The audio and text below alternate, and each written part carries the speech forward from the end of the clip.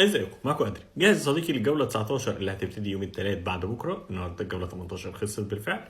يلا بينا نشوف مباراه الجوله 19 هنعمل فيها ايه، لان احنا مش عارفين نعمل حاجه خلاص. اللي انت بتجيبه عشان يجيب اجوان ما بيجيبش اجوان، واللي انت بتسيبه عشان مش هيجيب اجوان بيجيب اجوان.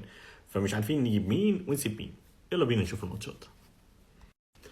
وزي ما انت شايف يا صديقي، الجولة هتبتدي يوم الثلاث 30 ديسمبر. البداية مع بيرلي قدام نيوكاسل. مباراة على الورق زي كل مرة بنقول نفس الكلام، على الورق حلوة لنيوكاسل. بيرلي فرقة تعبانة والمفروض نيوكاسل تعمل حاجة، واللي معاه فولتمادا المفروض يفرح انه يعمل حاجة. جوردون نفس الكلام، او بارنز لو نزل بديل لجوردون، لان هو كل 3 ايام دلوقتي في ماتش محدش بيعرف حاجة.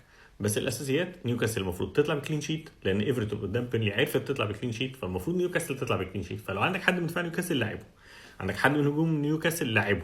والمفروض ان بيرلي ما تطلعش بالكلين شيت، يعني اللي دوبرافك عمله الجوله دي المفروض ما يكررش تاني. تمام يا صاحبي؟ تمام. عندك جوردو لعبه، عندك فولتمادا لعبه، عندك ميرفي لعبه، عندك بورنز لعبه، بس عندك احد من الدفاع لعبه. تمام، ده رقم واحد. نيجي للفرقتين اللي عقم من بعض. تشيلسي قدام بورموس، فرقتين على الله حكايتهم. طب المفروض هيطلع فيها ايه؟ يعني احنا قلنا الماتش اللي فوق المفروض يطلع كذا صفر قدام لنيوكاسل.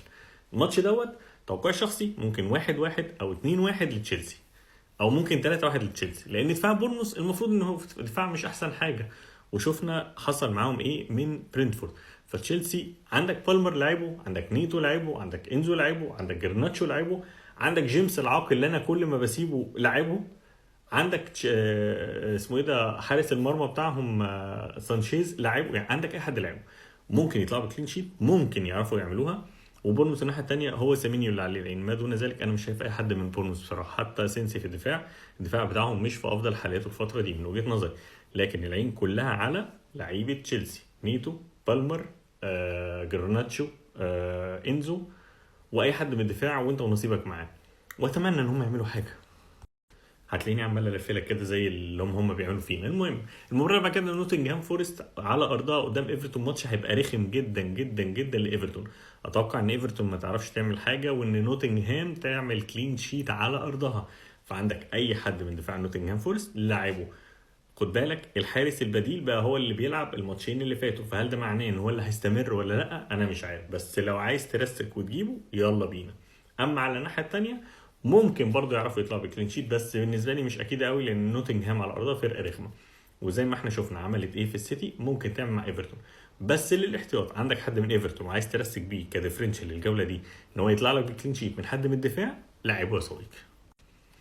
الماتش اللي بعد كده صديقي ويست هام قدام برايتون. فرقتين اعقم من بعض. طب ويست هام الماتشين اللي فاتوا بون المفروض يطلع بزربيح نقط المفروض. طب هيعمل ده في الماتش الجاي ولا لا؟ الماتش على ارضه وسط جمهوره، الدنيا تمام، المفروض يعرف يعمل كده. واتمنى انه يعمل كده لكل ملاك بوين، عشان بصراحه يعني الناس تعبت منك على الاخر يا بوين. على الناحيه الثانيه ماتش برضه نفس القصه، دفاعات ويست هام مش في افضل حالات. عندك وايبك لاعبه، مش هقول لك مين، عندك ميتوما لاعبه، مين تاني؟ مش شايف اي حد تاني بصراحه في برايتون، لان هو كل شويه حد. يعني حتى شفنا الجون اللي برايتون جابته وظبطته ليفربول، لا وايبك ولا مينتا ولا ميتوما، جوميز يعني ولا خامينيز مش فاكر اسمه ايه بصراحه. فعامه عندك اي حد لعبه من الهجوم غير كده لا. الدفاع انا مش شايف الماتش ده هيطلع بكلين شيت بصراحه من وجهه نظري. اعتقد الماتش ده ممكن يطلع 1-1 2-1 لويست هام. غير كده لما وما تروحش تجيب حد من ويست هام غير بون، ده لو عايز تجيب حد من ويست هام. مش هقعد اقول لك بقى ارقام واحصائيات واحنا اقوى واحسن. الماتش ده بالذات هيبقى ماتش معقرب. احنا شفنا الماتش اللي نفس الماتش ده من اسبوعين ارسنال قدام استون فيلا. توقعاتنا ايه؟ ساكا هيلعب اساسي اعتقد، لان ارتيتا هيبقى عايز ينزل بقوه الضربه، لان الماتش ده بالنسبه له حياه او موت، بالذات استون فيلا اللي بتضيع علينا كل سنه دوري. فاعتقد ان ساكا هيلعب اساسي. اعتقد ان دانيال رايس هيلعب اساسي. اعتقد ان جابرييل هيرجع اساسي، خصوصا نزل الماتش اللي فات. اصابه تمبر مش عارفين لسه اخبارها ايه، بس لو عندك تمبر لعبه لعب ما لعبش هينزلك اول واحد على الدكه. ودايما ناخد بالنا الاسبوعين دول الدكه عندك تبقى كلها بتلعب، عشان هتلاقي زربيح اصابات على ايقافات على تغييرات، قصص كده كبيره يا صديقي. فساكا اوبشن كويس جدا، تمبر اوبشن كويس جدا، جابرييل اوبشن سوبر كويس جدا، والحق جيبه عشان سعره هيزيد. وبمناسبه الاسعار يعني مش عارف، انا بنام الظهريه اقوم الاقي الاسعار زادت، انام بالليل اقوم الاقي الاسعار زادت، مش فاهم في ايه. السنه دي سنه غريبه جدا. على الناحيه الثانيه العاق روجرز وواتكنز هم الاوبشنين الاساسيين في استون فيلا، ما دون ذلك مش شايف حاجه. اما عن الكلين شيت اعتقد ان الماتش هيبقى صعب جدا، هيبقى كبير قوي 1-0 2-1 لارسنال ان شاء الله، بس ان شاء الله ان شاء الله يا 1-0 يا 2-0 للارسنال. فانا بالنسبه لي شايف ان الدفاع اوبشن كويس جدا، ساكا اوبشن كويس، ايزي اوبشن مش عارف هيلعب ولا لا، مش عارف، ما بقتش عارف انصحك يا صديقي. تروسرد هيبقى اوبشن كويس. جوكيريس هو بيلعب بس ما بيجيبش جوان. وطبعا دانيال رايس الاوبشن الاساسي في ارسنال.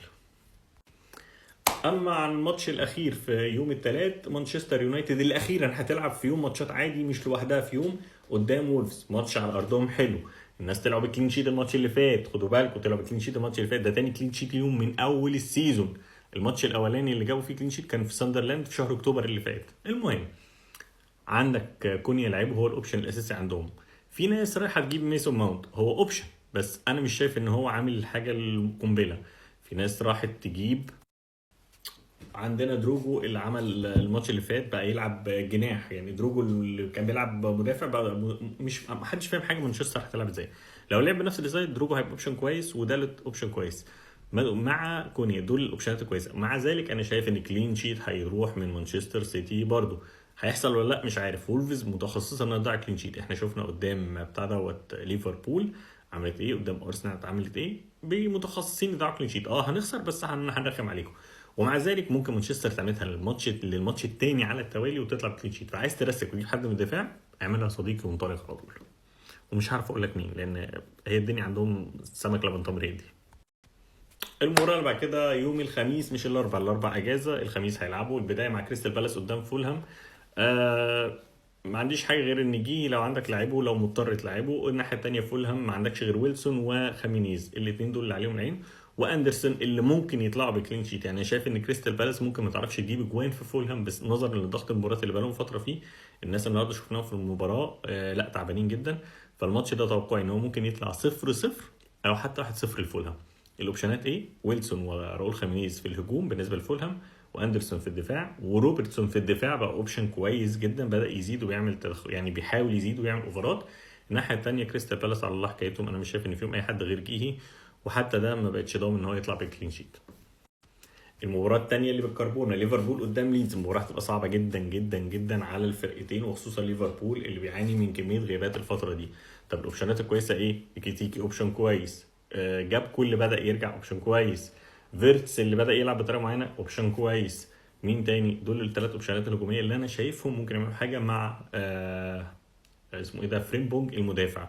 لو عايز تجيب حد من دفاع ليفربول هو فريمبونج اللي عليه العين، بحيث تلعب كلين شيت تمام، ما طلعش على الاقل يطلع لك زي الماتش اللي فات بالتدخلات الهجوميه. الناحيه الثانيه هو كالفيرت لوين وبس، ده لو عايز ترسك بيه زي ما انا بعمل ساعات، وزي ما جاب لي الجوله دي نقط بصراحه.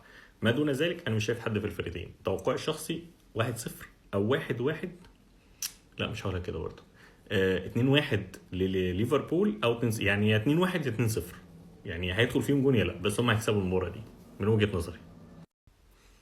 المباراه اللي بعد كده يا صديقي برينتفورد على ارضها قدام توتنهام. افضل اوبشنات لبرينتفورد تياجو وشادي ولويس بوتر، الثلاثه دول اللي عليهم العين، وخصوصا تياجو وشادي. شفنا شادي تألق زي الماتش اللي فات، تياجو عمل اسيست وكان ممكن يطلع بجوان، بس يعني مش عارفين، حسينا ان هو بقى مركب العكاكيز. الناحيه الثانيه ريتشاردسون بقى بيطلع نار في بقه مرتين يجيب اجوان وتطلع للاسف اوفسايد. فلو عندك اوبشن لريتشاردسون هو يلعب عندك لعيبه تمام، ما عنديش اي مشكله. فان دي فين اوبشن برضو متاح للمباراه دي، والمفروض اعتقد روميرو هيرجع للمباراه دي بعد الطرد اللي كان خده. هتاكد من اللقطه دي، بس فان دي فين اوبشن. بس انا شايف المباراه دي ممكن تطلع 1-1 او حتى 2-1 لبرينتفورد على ارضها.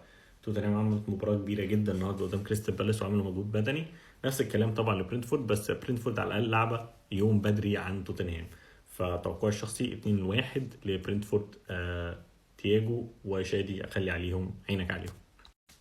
اخر مباراه الجوله يا صديقي ساندرلاند على ارضها قدام مانشستر يونايتد مانشستر سيتي. ساندرلاند فرقه رخمه، خلاص عرفنا القصه دي، مش هقدر انصحك باي حد. عايز تلعب حد من الدفاع اوكي، حارس المرمى اساسي ممكن تلعبه هو، حتى لو حد بيفكر ما بين رايا او ما بين روفس، لا ممكن تروح للروفس الفتره الجايه، بيعمل تصديات وبياخد بونس بوينت والدنيا ماشيه معاه تمام.